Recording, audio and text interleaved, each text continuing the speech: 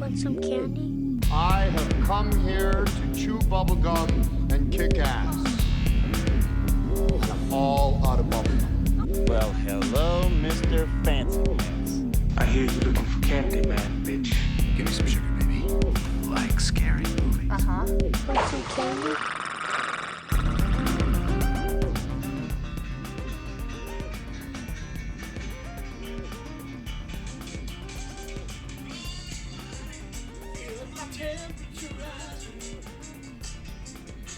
Screamin' Elvis. It's burning through to my soul. Woo! Girl, girl, girl, girl. Set me on fire. I don't know which way to go. Yeah.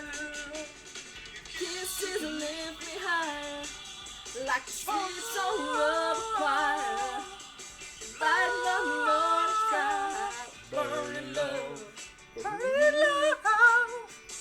Ooh, ooh, ooh. Temperature rising. Ooh. Hell real flaming. Must be 109. Yeah. Burning, burning, burning, and nothing can cool me. Yeah. I just might turn to smoke, but I feel fine. Kisses lift me higher. Like the sweet song of a choir. Burning love. Welcome to Monster Candy Podcast. This is what happens when the two people you do a podcast with sing. I am the Tiger King of this podcast. I am Joe Exotic. And over there, we got Dom, who is, he's the Carol Baskin. I'm Carol Baskin. You're Carol Baskin I'm the Carol Baskin of this podcast. It's hard to breathe. And then Screamin E. Her chest is a heathen. He's the one tooth, Yeah. the one tooth Oh, tap my. out tattoo. Burning a hole in her leg. Hey there, cats and kittens. Today we got a great show for you. Oh, Hey man. there, cats and kittens. Hey there, cats and kittens. We got a great show for you. Oh my god, it's so good. Kill my husband. Why? That's crazy. That's so silly. I would not do that. Come on. Oh my god. The silliest thing I've ever heard. She so did it. That is the worst denial There's I've ever never been anything that I've been more sure of than that Carol killed her husband. And that is only one of the many reveals that comes with Tiger King. If you haven't seen Tiger King, people, oh my god. Are you even American? It's like, if you Get haven't out seen of it, America. If see, you haven't even seen with that Tiger spoiler, King. like, grab yourself a fucking Corona and, like, crack one open because you're going for a ride. I've yet to see it. Yeah, you should see it, E. Yeah, are you even American? Oh, baby, I'm more American than American apple pie, man. No, I don't know. Dude. I had apple pie today. I don't think And I've watched Tiger King. I don't think anyone's think, more American than Joe Exotic. And I'm Joe Exotic. So, there. Wow. I am the American of this table. Burning love. Wow. It's crazy. It's a crazy show. And it's still going on. Perfect. The last episode takes place in January 2020. Seriously. Wait, what? Yeah, the last episode, Yeah. when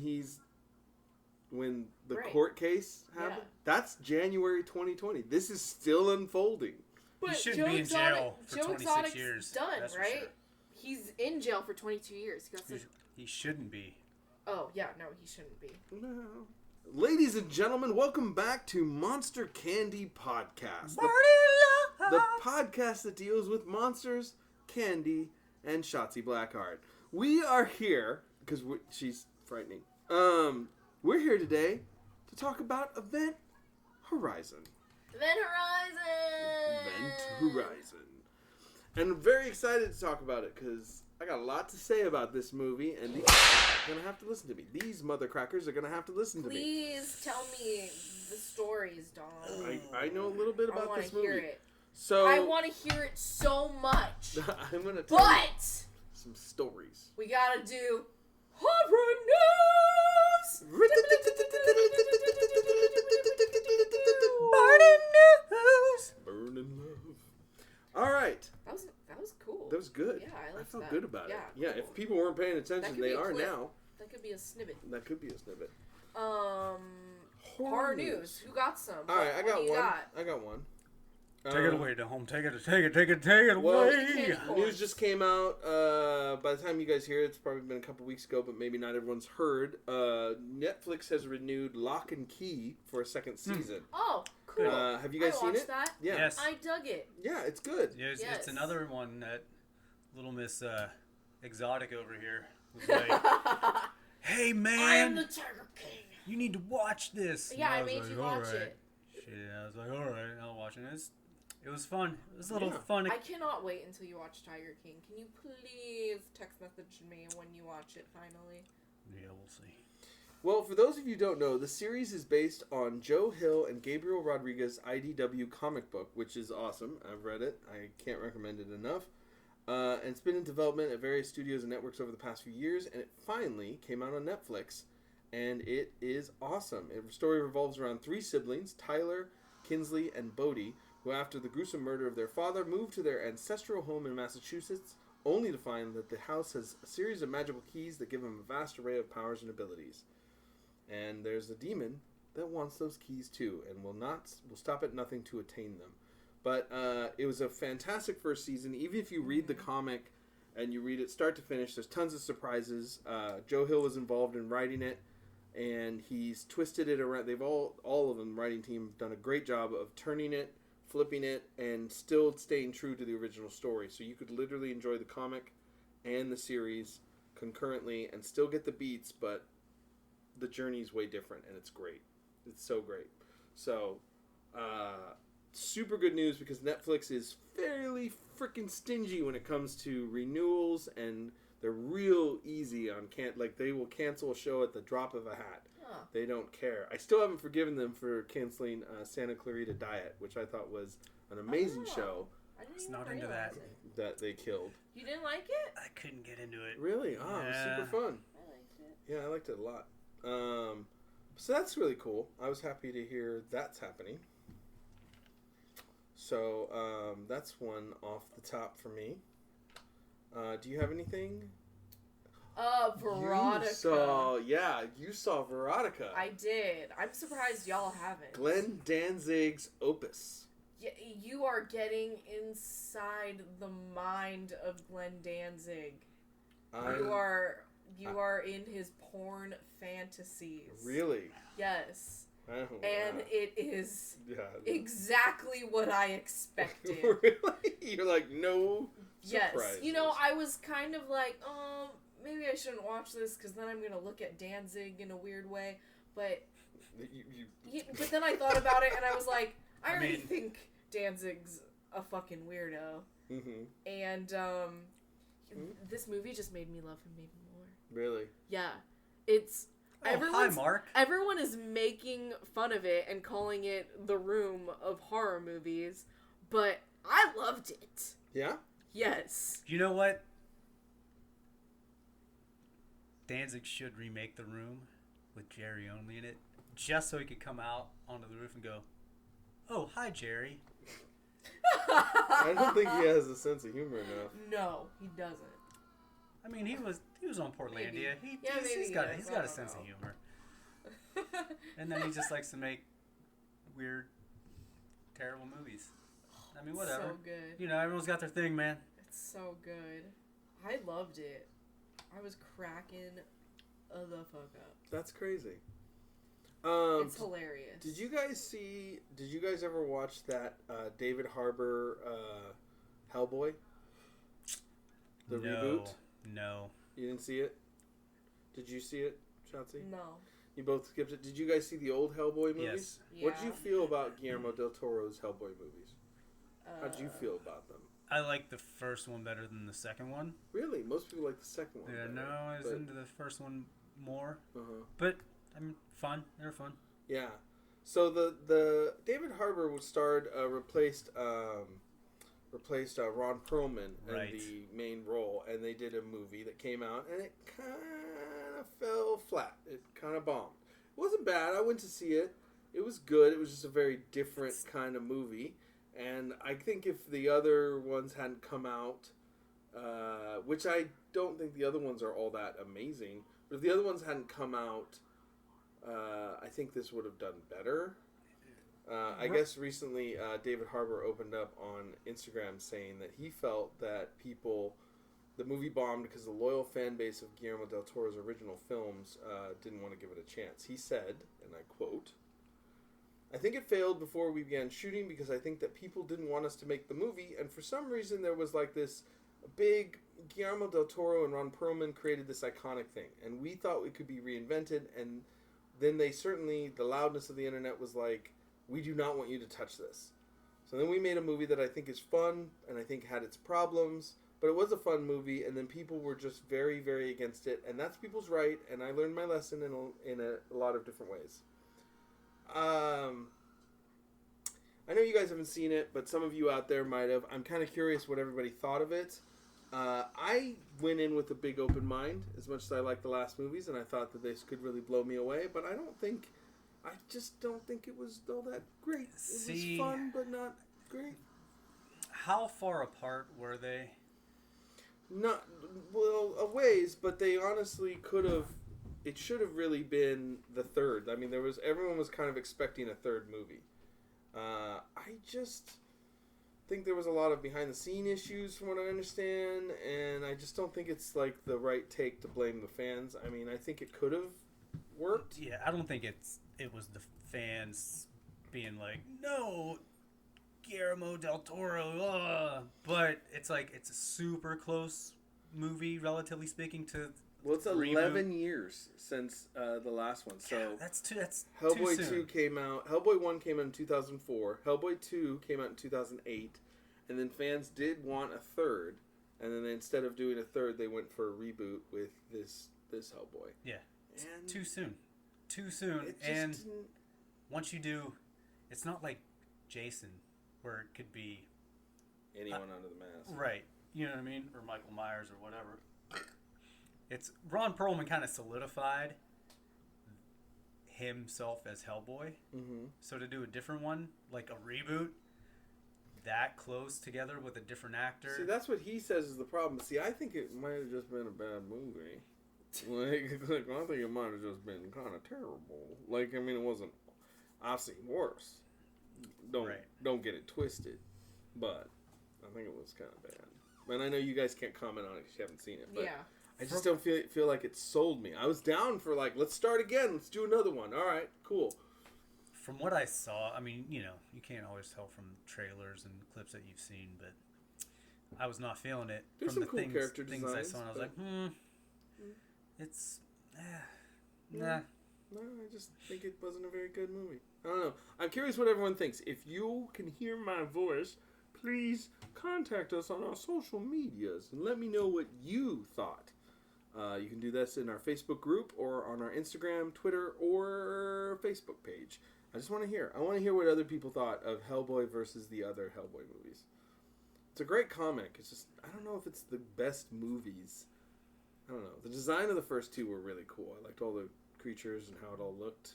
It was pretty awesome, but story kind of in and out. But I don't know. So I just thought that was interesting because he was basically blaming the fans and said that he had learned from it. But I don't know. I think it's more about it being rad or not. Sounds like dry crackers to me. Is it gonna be good? Is it good? Like, if you make something great, like then everyone's got to kind of shut up. I'll check it out. I'll search for it and check it out. You think there's a movie that was remade and rebooted that the reboot came out better than the original? There's got to be. I'm trying to think of what it would have been. I mean, A The reboot? Blob? The Blob. the 80s one. 80s one? 80s one is great. It's good. But I also But, I mean, like goddamn, the that's- old one too. I love the old one, but I think the 80s one is a better Yeah. story. 30 some years later, Yeah. 30 years, you know what I mean? Like, it's a whole different era versus like, But I think they did a better job with What the do you story. mean? Yeah. Was like It was 30 years It. That's a good reboot. Was A reboot 30 is better years than the ago? original. I like the original, but the reboot, come on. John Carpenter's Right, It but- is... Nin- Awesome. 1950s movie compared to an 80s movie, that's like two completely different worlds. Yeah, but I think story is story. I mean, Right, you know. right. I'm just saying, as But far you're as right, you the, make a point, the yeah. execution of it, two totally different like things. Whereas the 90s versus the 2000s, it's still slightly comparable, more comparable than 80s to 50s. I think Star Trek Next Generation is better than the original Star Trek. Yeah, I mean that's like apples and oranges to me too, because it's like there's so much more But technology. see, I feel like that's the key. Is like, can you make something really quality that just feels like in a whole nother world than what you were at before? Like, maybe Yes. that's the answer there. If you're gonna reboot something, it's got to be fucking great. It's got to be great, and I feel like it's got to be decades apart versus 10 years. That makes sense. That's way too close, because it's like, oh, well, didn't that just come out? Mm. You know what I mean? Because Yeah. everyone thinks, the 80s is 20 years ago, Yeah, that's true. and it's not. Well, I think that leads us in. That's a perfect segue right there, because we are going to talk about Event Come on. Horizon, which, as you all know, is a remake of Little House on the Prairie. So I'm really excited to talk about how this family survives on Wait, the really? prairie. No, of course Yeah, not. no. Are you Oh, I kidding? thought you were going to give me some fun fact that it's actually based on Little House. Well, Yeah, Little wait. House on the Prairie is about a family that moves out west and in the wild. Okay, I wouldn't know. This is basically a haunted house in space. I do have. Okay. I have some horror news. Oh, you have more news. Yes. We're not going out of We're horror not. news. Tell me the news. Give us the T. I really like saying that because of the letters. Give us the T. Second Flight, a UK distro, Yeah. is re-releasing a new and improved 4K UHD Dawn of the Dead. Ooh. Yes, it's gonna have a whole bunch of new bells and whistles, What? I want this. right? Mhm. A 50-minute I like documentary Dawn of the Dead. Oh, I love documentaries. and an unreleased interview with George Romero. Oh, A Tom Savini I love George Romero. makeup like featurette where he discusses the makeup and shit I love about Tom the movie. Savini's makeup. New commentary track and a whole bunch Oh, I more. don't care about the commentary. Yeah.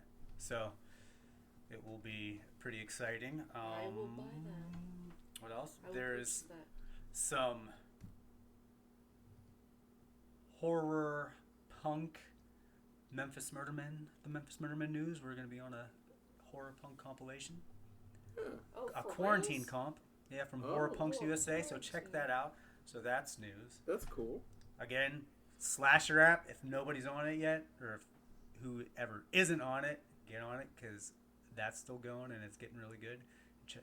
Everyone check out mutantfam.com because they're doing a lot of cool stuff with Miss Diana Prince, Darcy the Mail Girl, and From Joe Triple Bob Bridge. did a live tweet while watching Friday the 13th, Nice. part 4, I believe it was. The So yeah, classic of there's our a lot of cool news. Yeah. A lot of cool news going on in the horror world. Nice. And then everything getting fucking canceled because the Rona.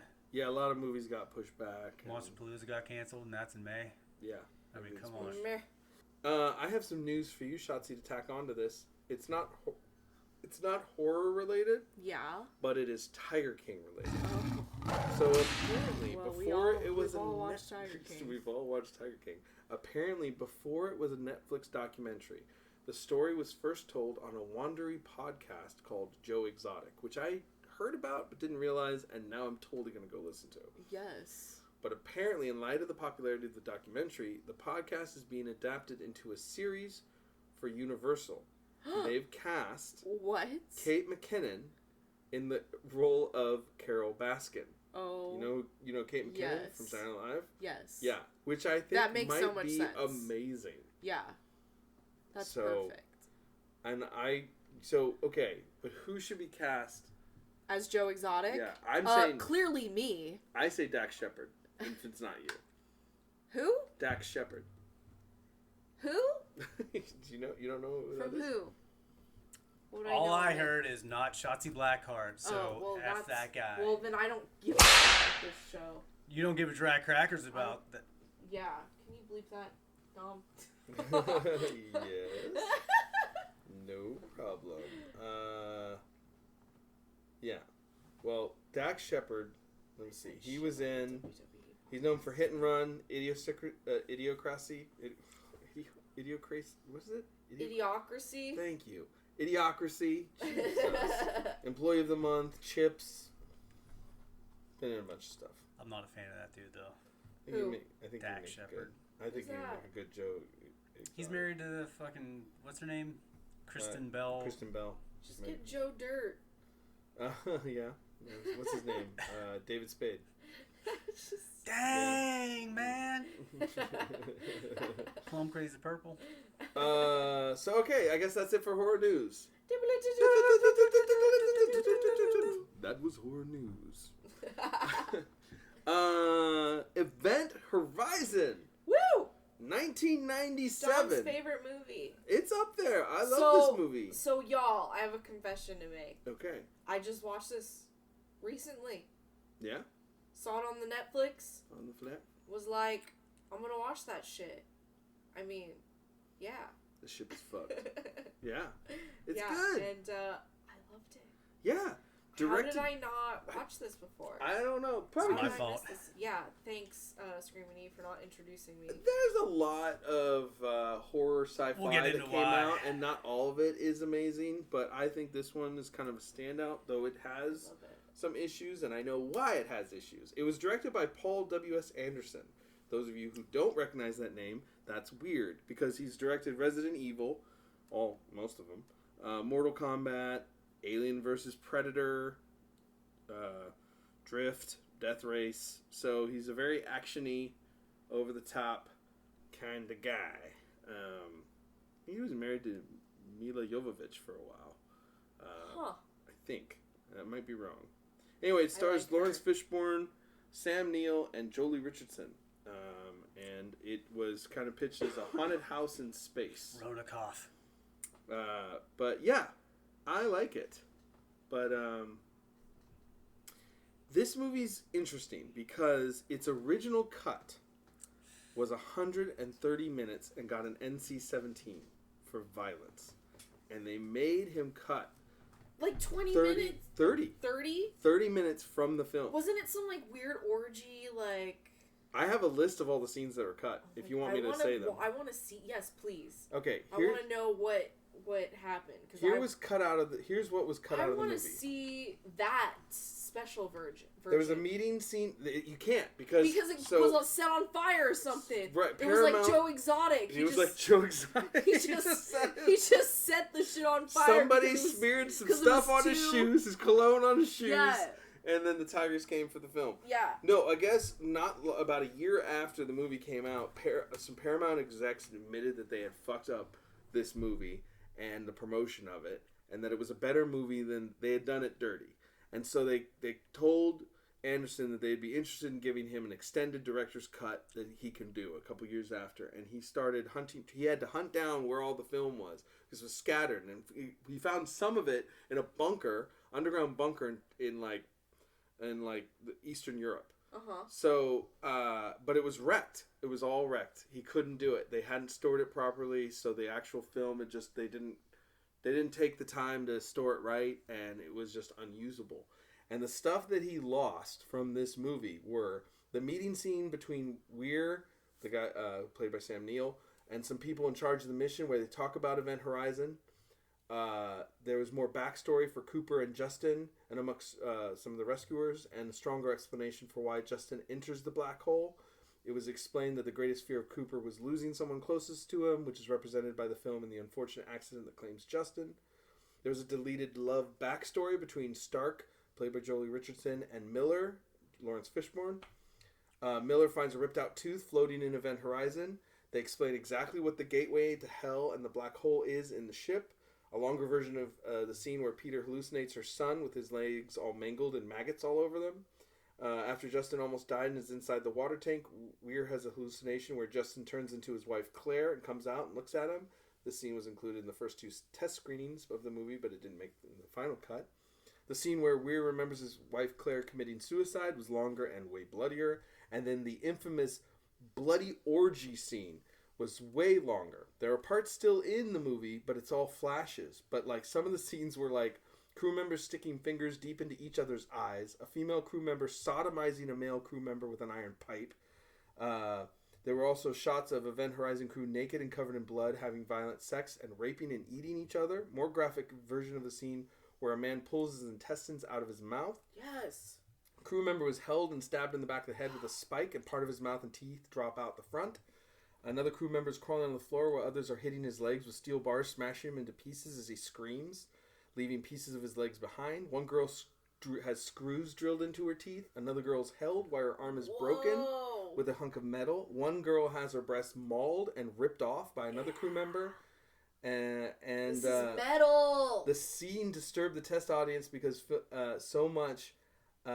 In order to make it realistic and more violent, real-life amputees were hired for this scene, and the Event Horizon crew members were porn actors to make the sex and rape scenes more graphic. During the screening of a rough cut of the movie, some audience members started fainting during the scene, which I don't know where they sent this movie to be screened, but dear God, come on. How I guess did they lose all of this? they made him cut it. This On is like purpose. 30 minutes. It goes on. There's a scene that Miller finds DJ cut open and hanging was longer. It had more shots of his guts on the table. Scene where cryo chambers filling with blood originally had a part where need the Weir's hand pounds director's against the cut. glass from the inside and smashes it, letting all the blood out. I guess a mutilated and naked Sam Neill is climbing a ladder upside down behind them. I guess there was an Old Testament speech and tells them a dimension of pure chaos is actually hell. A Visions of Hell sequence, the final fight between Miller and Weir was also longer, had more shots of the Events Horizon crew members being tortured. I mean, this movie was supposed to be way more epic. Screamin E. This is why you don't like this movie as much. It's because you know deep down that all of this is missing. Was not in there. Yes. No, that's not it. Oh, what is it? We'll get to it. We'll get to Okay, it. well, I'm just gonna. We'll get be to it like, after you guys are done tossing loads over it. Oh so. well, I mean, it's like all these good movies put into one. It's like Alien meets Hellraiser meets The Shining Meets Little House on the Prairie. Meets Little House on the Prairie. Let me tell you, speaking of the Hellraiser connection, like if you guys look at the engine room where the heart of the ship is, that entire section is a tribute to the Cube. It's like all supposed to give that look, and in fact, Very geometric. Clive Barker was consulted in pre-production. He was part of this movie in the early stages, kind of planning it out. Oh, Clivey Barker. Yeah, the whole ship is modeled after Notre Dame Cathedral. Clivers. It's supposed to look like a big Gothic, like, hellhole. Cool. Hellhole. Notre Dame. It's supposed to look like a cathedral. But yeah, it's like, it's totally got a lot of Hellraiser nods, a lot of Lovecraftian nods, and then it has one big nod that nobody knows unless you're a big old fat nerd like me. And I'll explain in a minute, but I want to hear why you don't like it. Screamin E, come on, be the negative Nancy. Oh man, well, let's get to it, baby. All right. Okay, negative Nancy. It's like the Little Caesars of movies to me. Really? Oh, I hate Yeah. Little Caesars. See, I don't hate Little Caesars. It'll do in a pinch. Mm-hmm. It's good for $5. You're like, it's They pizza. do a lot of good charity stuff, though. Right? I'm just not into it. I rewatched it yesterday and watched it probably about a month ago. Yeah. And I'm just like, Not feeling it. just not feeling it for whatever reason. It's just like lands kind of thuddy out with you. It just does not pump my nads. Well, you also That don't surprised me. really like Hellraiser either. I don't really like Hellraiser. Oh. But I totally get your vibe. And, like, watching it, I wouldn't say that you would like it either. And I'm not. Are you not like a big demon and like No. warp chaos?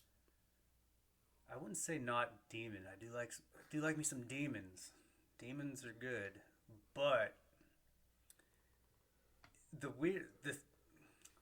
I won't talk about Hellraiser because we could do an episode on that. Have we never done a Hellraiser? We've not No. done Hellraiser. I mean, we dabbled on Hellraiser during the 80s, Mm-hmm. maybe?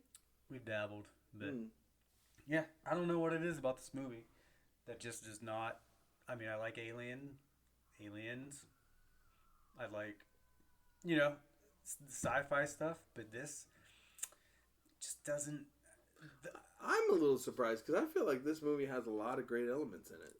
It doesn't does. really have any bad logic gaps. It's pretty tightly told story of a rescue of a ship lost in space and then back and then having been changed by its journey. Is there too much gore for just the sake of gore? No, not even that. That's probably one of the things I would say. I'm like, yeah, there's some good gore in this movie at least. Yeah. So there's that, you know. I don't know. I'm not a fan of Mr. Jurassic Park. Sam Neill? Yeah, I'm not a fan of his. Did you not like him in Mouths of Madness? I thought he was great in that. Nah. Love that movie too. Not really feeling it. Oh, I in wanted to general. punch him. I was like, why are we not just like locking him up? Right. Mm-hmm. Yeah, well, I mean, I feel like there's a lot left out of this movie that, and Anderson regrets giving in and cutting 30 minutes out. Like, I feel like this movie's become a cult hit. It was I need didn't to do see well these at the time. deleted scenes. But nobody is gonna. Why not? Because they're gone. They're dead. But I guess Kurt Russell predicted when he started working on the movie Soldier, he told Anderson, like, don't trip on how people are reacting to it now. In the years to come, after he saw it with Anderson, he said, in the years to come, this is going to be a movie you're glad you made. And he says it is. It's got a place in Anderson's heart. I think it's a good movie. But there's really something interesting about this movie that there's nobody would know unless you played a game called Warhammer 40K, which is really weird. That sounds ultra nerdy. Yes, but hear me out. So check this out. So there's a British company called Games Workshop, and this movie was made by Brits, and it takes place in the UK. You know, they make it in the UK, all this stuff. So a lot of English worked on it. This company called Games Workshop created a game called Warhammer 40K, which is a tabletop battle game. The interesting part about this is they hired a number of award-winning science fiction authors to flesh out the backstory of this game, which the books are almost better than the game. The books tell this is a dark future, like there is only war in the future, and like it's a big joke about this fandom is that like fandom of Star Wars and everybody always wants to live in the world of their fandom, whether it's Harry Potter or Star Wars, or everyone wishes they could be there. Yeah. Nobody who loves 40K wants to go there because it is awful. People die by the billions. Like, it's just grinding war on planets between these alien forces trying to wipe out humanity. Okay. But in the story, there is the way they travel through the warp. Yes. Is exactly how they explain it here. They slip into a dimension and kind of cast themselves out. And in that dimension, that in-between place, this is very Lovecraftian, the game talks about how it's called the warp. And in the warp, all the emotions of people, the feelings of people, aliens, life forms in this dimension cluster and have gathered in this in-between dark space of the warp. Yes. And in that space, those feelings and emotions and dark thoughts, chaos, have created this chaos dimension where some things start forming in that space, some intelligences, things of like, think of just millions and millions of years of like emotions just being dumped in this space that suddenly become and eventually form chaos gods, like these large, powerful energy forms. And it's like Nurgle, which is the plague and sickness and decay and rot. Then there's Khorne, which is violence, anger, fury, you know, any of those kind of feelings. Then there's Tzeentch, which is like the change and hope and like it's like a trickster god. You know, it's like illusions and arcane knowledge and all this shit. And then there's Slaanesh, which is the pleasure, sensation. That's Hellraiser.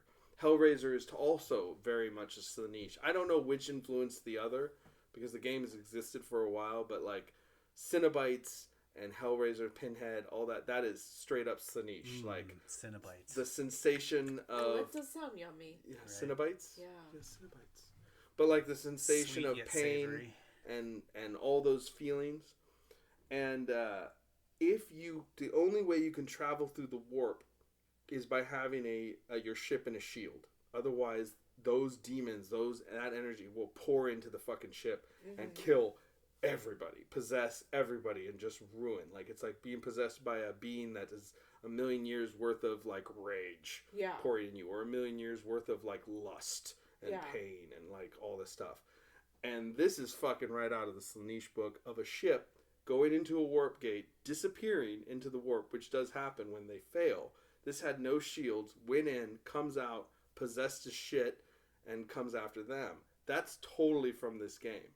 And you can totally tell there's a couple changes, but being that these guys are British, and being that generally filmmakers are like us, just a bunch of nerds, I guarantee this whole story came from them thinking about what happens when a ship goes into the warp with no shield and all those things pour in. And then that ship shows back up, and people who have no idea about the warp or anything, like this movie could take place in the 40K universe early on when people were first starting to explore.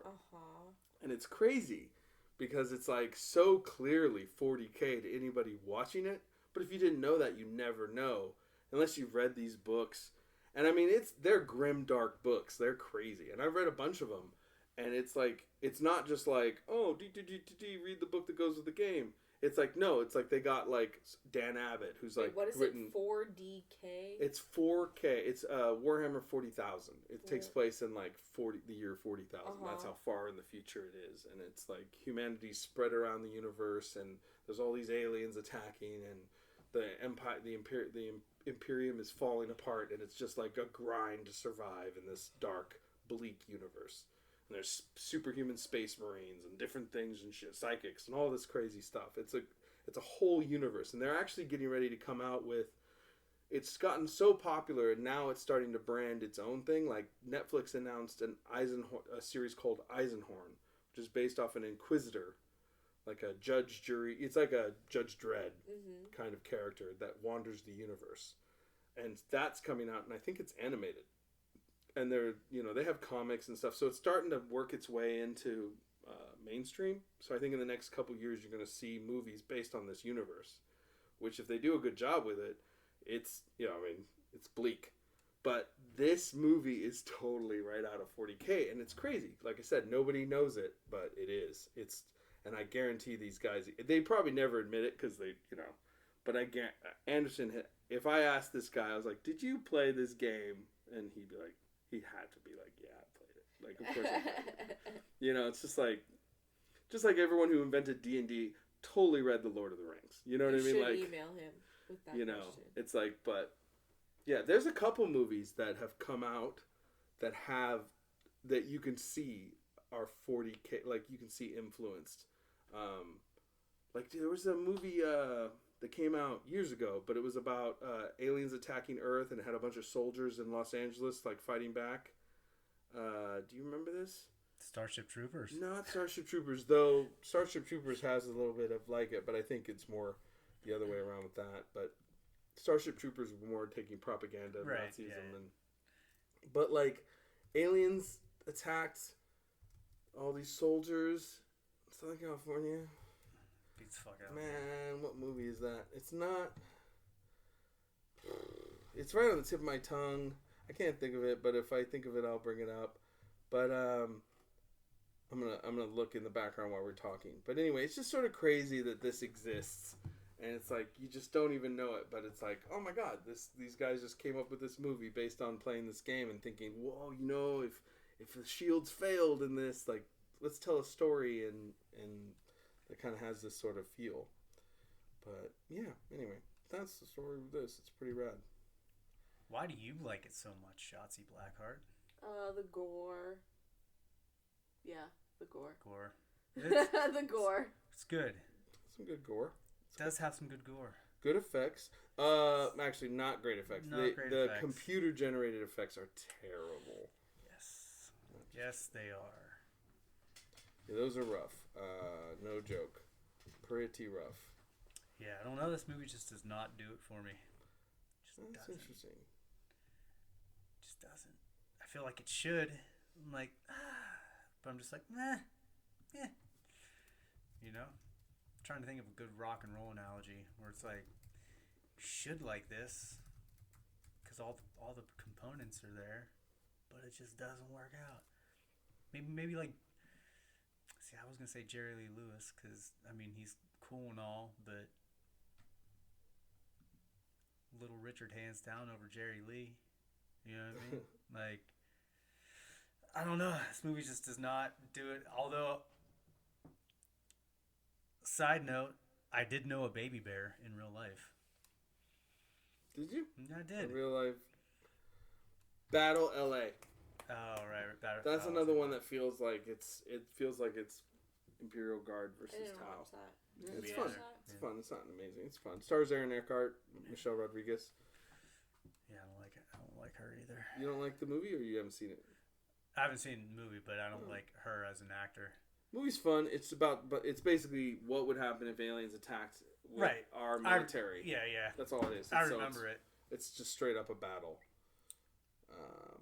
Known internationally as World Invasion Battle Los Angeles, which is the most Asian title to a thing. Anyway, go on. Yeah, no. I knew a baby bear. He's dead. No, What? That took a turn. Oh, What? yeah. What? Oh, yeah, What is baby this bear. Oh, this was way before I knew either of you. But yeah, baby bear. Baby bear loved drugs. What are you talking Him and about? one of our old drummers love drugs, and they got him. Yeah, Right. but his name was Baby Bear. He looked like what's his nuts from Superbad? Jonah Hill. Yeah. He looked just like Jonah Hill from Superbad, Oh my god. but loved fucking drugs. There's a lot of people that love drugs. Oh, he loved them. He was like Artie Lang. If Jonah Hill had Artie Lang's appetite for drugs, that was Baby Bear. Hilarious dude, but yeah, he's dead. But I did know a Baby Bear. Upon watching this again, I was like, oh yeah, Baby I thought Bear. you were talking about a literal A little baby bear. I wish. I was like, what? How come you never told me about this baby bear in your life? Yeah, no. All right. Well, I mean, I think this movie's cool. I think there's a lot of cool little bits of attention to detail, like fun things. Like there's an X-wing ship used as an antenna on one of the spaceships. You can see it during one of the flybys, kind of hidden in there. The hallway, the corridor that connects the engine room with the bridge is shaped like an eye to symbolize the ship always watching them. There's just a lot of little subtle little things in there. If you look at everybody's flags on their uniforms, all the Americans in the picture have American flags on the uniform with 55 stars to represent a future with 55 states. All the British have Euro Union with 22 stars, clearly before they knew that they would be ditching the European Union. And the Australian, Sam Neill has an Australian flag, but instead of the Union Jack, it has the Aboriginal flag merged into the current. So it's all this, like, there's a lot of little detail for how much they had to work with and what they had to do. They had to rush this movie to get it out because there was a gap. They had an opening, so... Maybe it's because it's too much like Hellraiser that I'm not into it. That's what I was thinking, though I didn't say it out loud. Like, if you don't like Hellraiser, then you probably won't like this movie because it is essentially Hellraiser in space. It's not. Again, Hellraiser to me is just like, oh yeah, mediocre pizza. I'm like, oh, I mean, it's cool or whatever. But I love Hellraiser. I'm like, eh. But again, it's probably why with this I'm just like, oh yeah. Because it's way too much of a Hellraiser influence. And I think I'm that's picking it up. I mean, are you into Clive Barker stuff? Some. Like what? What do you like out of Clive Barker? I mean, see, a lot of it is, meh.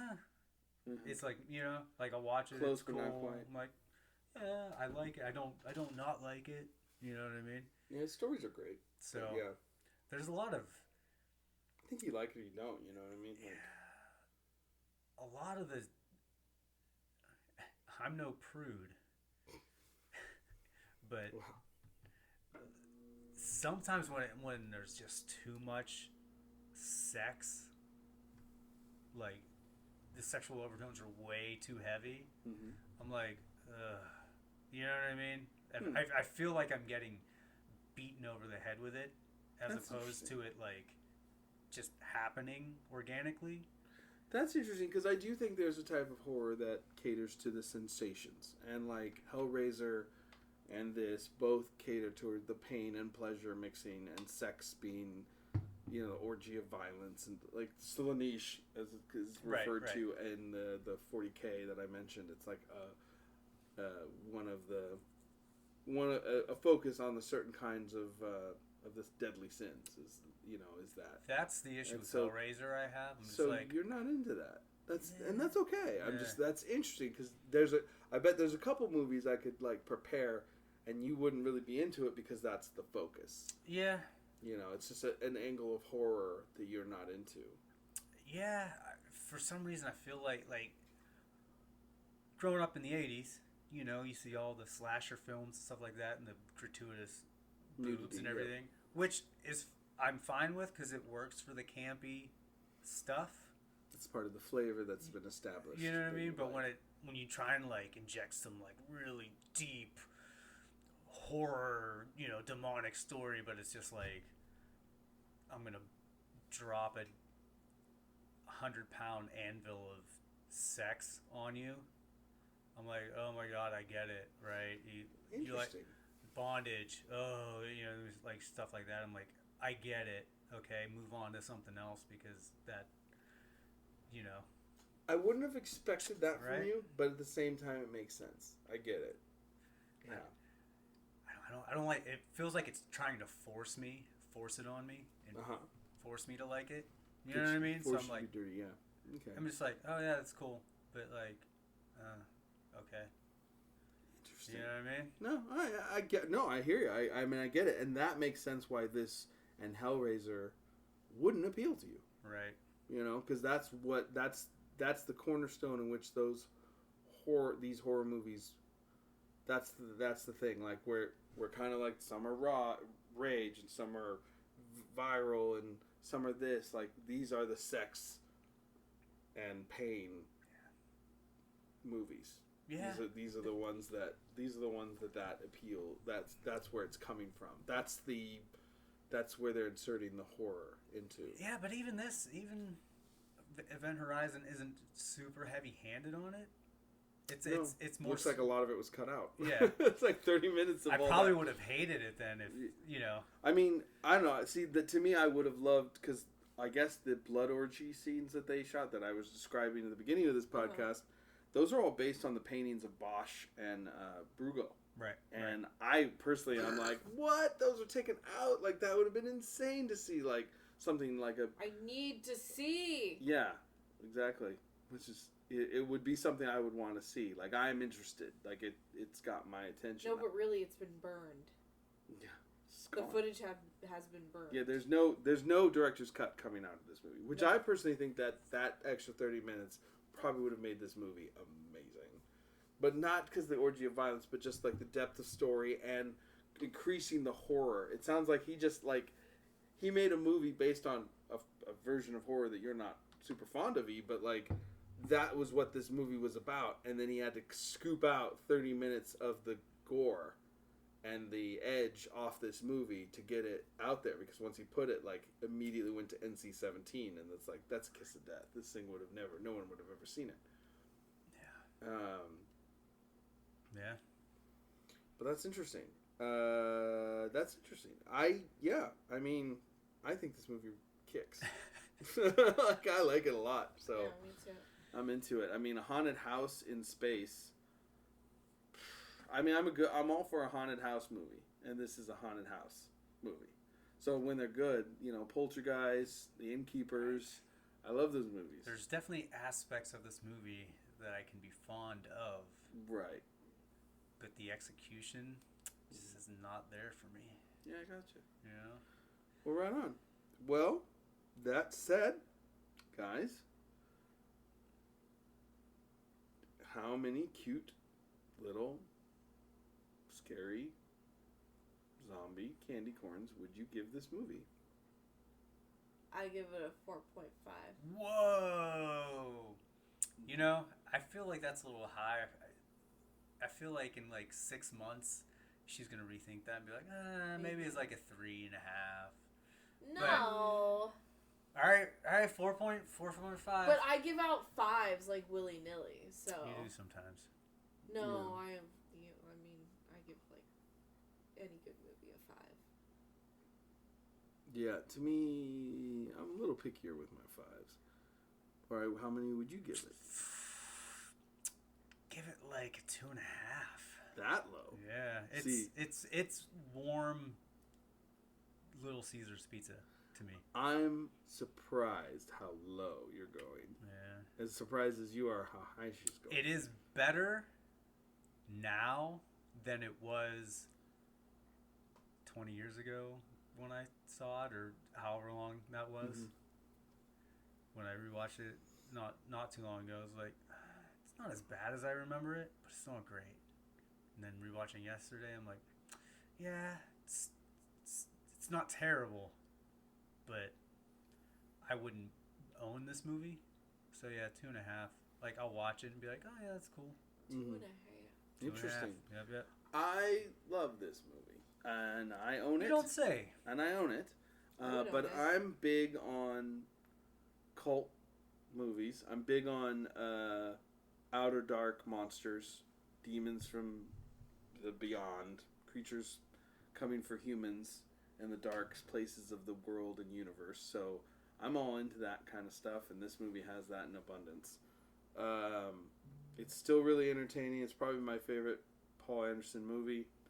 I mean, Resident Evil's really good too, though. That's probably his best one. This would be number 2. I'll say this. This is my number 2 Paul Anderson movie, because the first Resident Evil is spectacular, which we should talk about that sometime. Yes, we should definitely do that. Yeah, I just think the set design was amazing. Everything, I think it looks really cool. It's a fun story, great actors. It's a tight little movie, and it moves right along. So I'm going to go and with... totally appropriate for the end of days we're living in right now. Yeah. 4. I'll say 4. Yeah. Solid 4 for me. Okay. I would watch this movie. I've watched it more than once. I'd put it on in the background, let it play while I'm working on stuff, and look up at it and be stoked that I'm watching it. I catch things in it. You know, I think it's really cool. I wish I had a ship like the Event Horizon. If I had a ship, I'd like it to be all Notre Dame, gothic, crazy. This is your movie that you like to have in the background, and you're just like, sick. Yeah, this is one of them. I think Army of Darkness is mine. Army of Darkness is on that list, 100%. Yeah, I can totally just play that and just be doing my thing and look over and be like, yeah.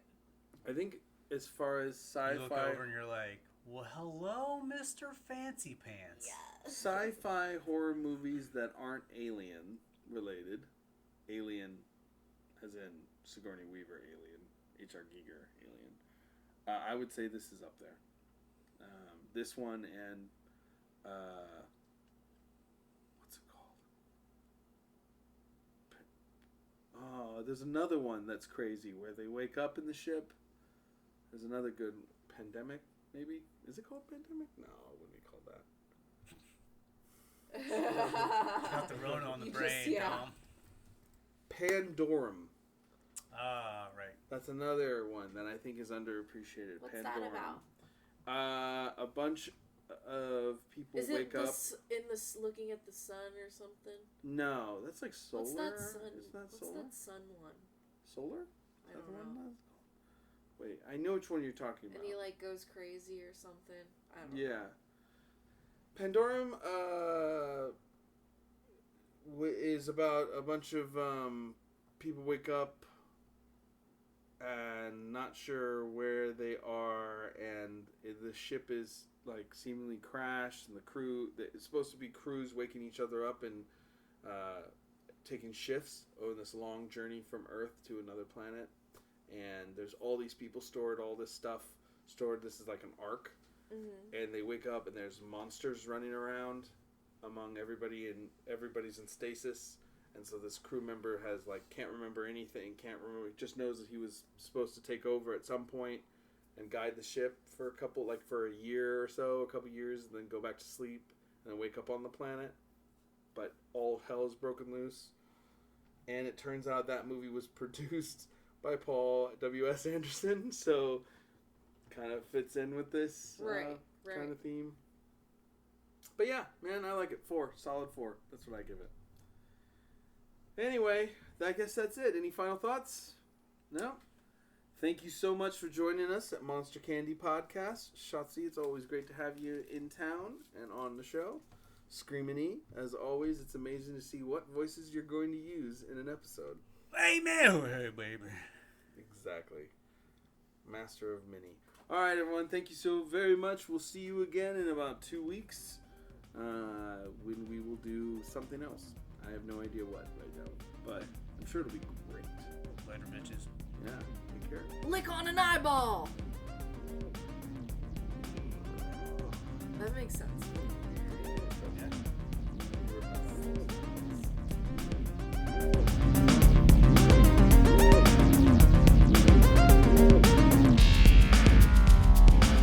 You've been listening to Monster Candy Podcast. Want to find out more about the show? Find us on the web at monstercandypodcast.com. You can also find us on Facebook and Instagram by searching Monster Candy Podcast. And you can find our Twitter at MonsterCNDYPC. Hey, we couldn't fit the whole name. What do you want from us? Let us know what you think of the show and if we're right or if we're wrong or what you want us to tackle next. We want to hear from you. Well, Shotzi and I do, but I can promise that E doesn't really care. To find out more about Shotzi Blackheart and her professional wrestling, follow her Twitter at Shotzi Black or her Instagram at Shotzi Blackheart.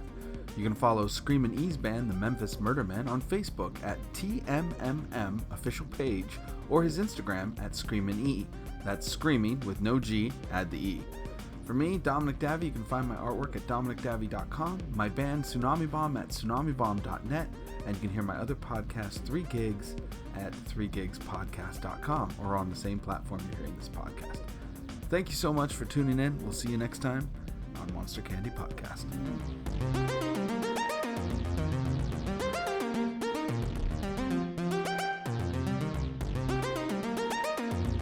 Suck my peanuts.